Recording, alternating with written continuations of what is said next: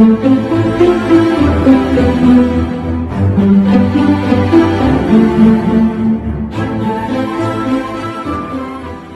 téléspectateurs de Amani TV, bonjour. L'entretien d'aujourd'hui sera relativement court. Vous avez déjà vu les extraits de cette conférence sur la souveraineté monétaire en Afrique.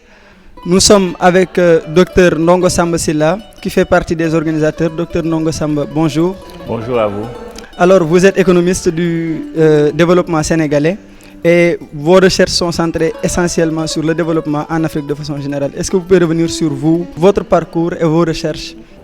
Je suis Ndongo Samba Sylla, donc j'ai eu à travailler sur un certain nombre de questions, comme le commerce équitable, la question démocratique de manière générale, les mouvements sociaux. J'ai travaillé récemment sur les questions monétaires, notamment la question du franc CFA et aussi sur la question de la dette. Et aujourd'hui, nous sommes là dans le cadre de cette conférence que vous organisez justement. On est à la deuxième édition. Est-ce que vous pouvez revenir sur l'historique de cette conférence sur la souveraineté monétaire en Afrique? En fait, la première édition, comme vous venez de le dire, s'est déroulée à Tunis en 2019. Et donc, à cette époque, il y avait de nombreux débats intéressants, par exemple sur la crise de la zone euro.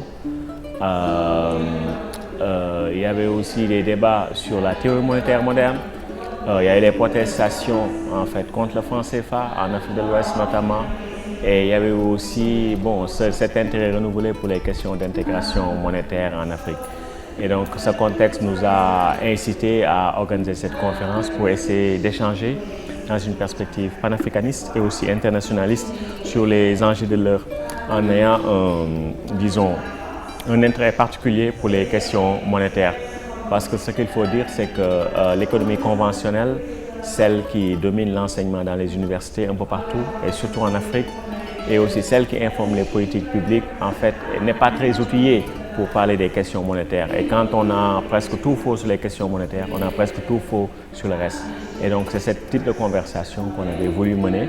Et donc, la pandémie a fait que la deuxième édition n'a pas pu se tenir plus tôt à Dakar. Et donc, cette année-ci, c'était la bonne année. Et docteur, pour cette année, vous avez choisi pour thème les crises socio-écologiques. Qu'est-ce qui justifie ce choix? Bon, on le voit de plus en plus, il y a des événements climatiques extrêmes.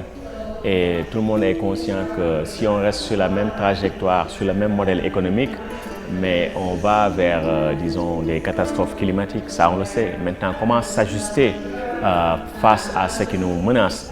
C'est ça la question. Qui doit s'ajuster aussi? Ça c'est important. Ceux qui sont responsables, disons, des crises environnementales actuelles, ce ne sont pas les pays du Sud. Ce sont les pays du Nord. Ce sont les pays du Nord qui se sont industrialisés en polluant l'atmosphère, etc. Certains pays comme la Chine commencent à émettre aussi de plus en plus de gaz carbonique, etc. Et donc, ces pays-là, quelque part rattrapent les pays du Nord. Mais de manière générale, ce sont les pays du Nord qui sont responsables de la catastrophe, en tout cas climatique qui nous guette.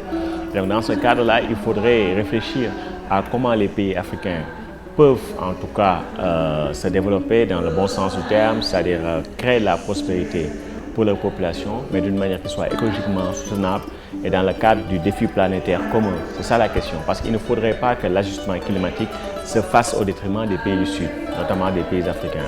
C'est donc ce qui explique le fait que vous aviez également parlé de la déconnexion. Mais n'est-ce pas risqué de parler de déconnexion si on sait qu'avec cette mondialisation, il est presque impossible de vivre en autarcie? Oui, c'est que justement la déconnexion, ce n'est pas l'autarcie.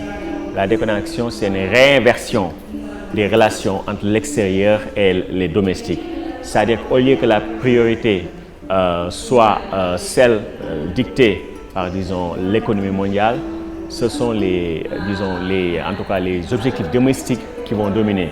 C'est-à-dire que ce n'est pas ce que, disons, les marchés financiers, les FMI et la Banque mondiale vont dire, c'est plutôt les priorités domestiques qui doivent être déterminantes. Et ça requiert un certain nombre de conditions, notamment avoir plus de souveraineté économique et monétaire. Qu'est-ce que ça signifie? Par exemple, avoir plus de contrôle sur la monnaie, sur la finance, sur les ressources naturelles, sur les marchés domestiques qu'il faut protéger dans une certaine mesure.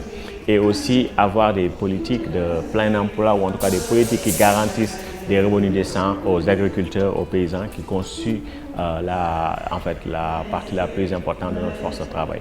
Donc la déconnexion, c'est une logique qualitative, ce n'est pas l'autarcie.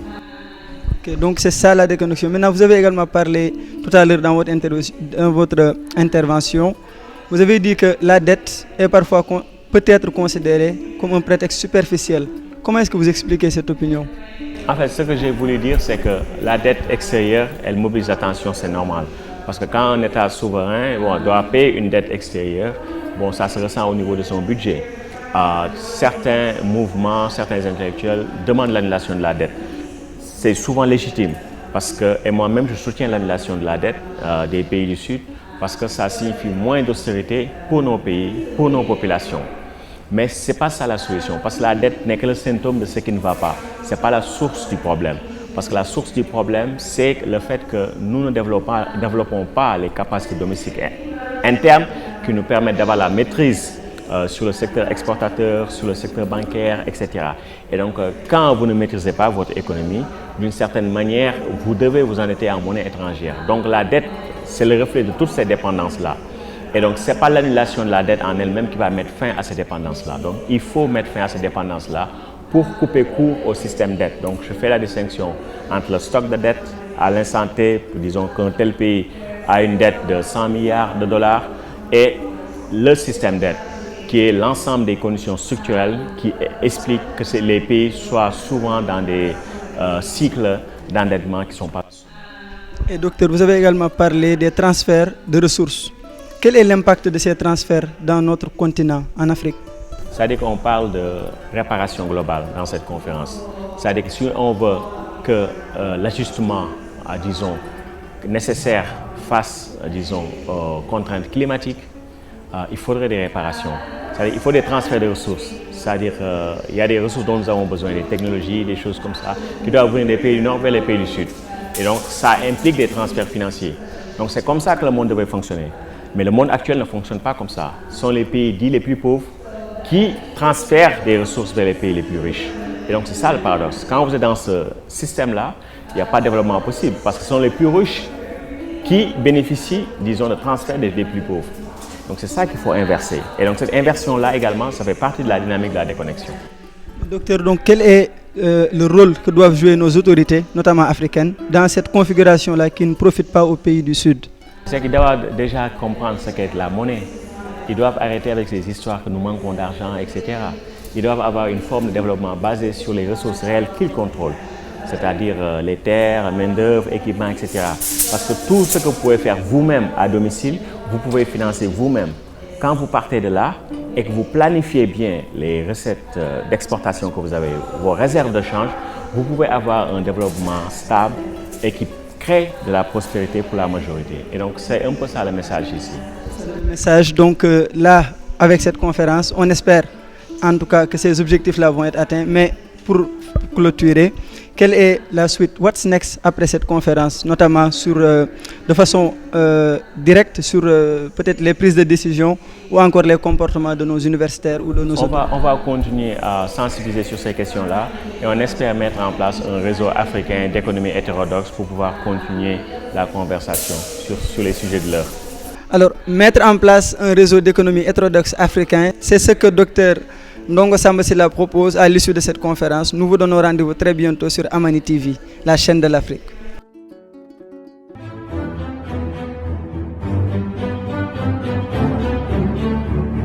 Thank you.